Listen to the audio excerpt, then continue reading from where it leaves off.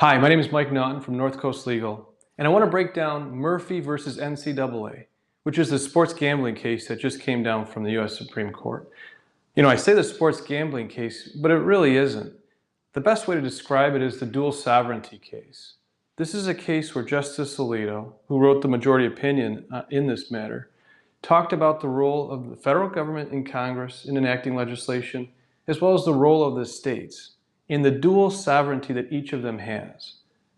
This is a fascinating concept. And at the outset, Justice Alito talks about the background of gambling in the United States and sports gambling to some extent and length.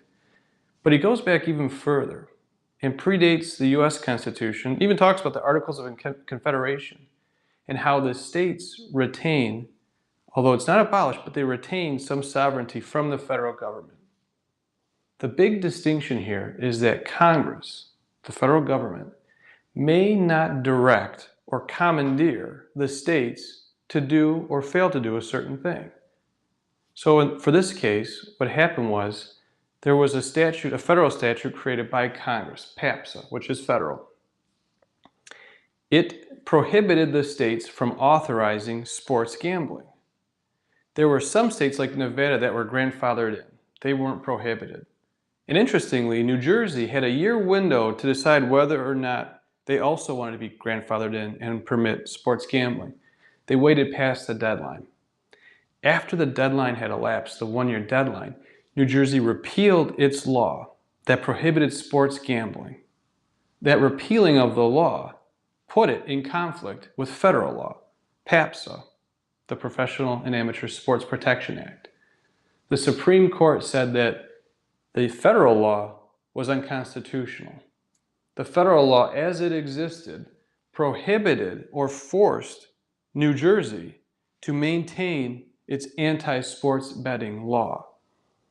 After this decision in Murphy versus NCAA, the court recognized the right of the states to create their own legislation. And they should not and must not be directed by the federal government to create legislation that the federal government wants or even repeal legislation that the federal government wants repealed. That's a respect for that in each individual state's own sovereignty, dual sovereignty between the federal government and the state government.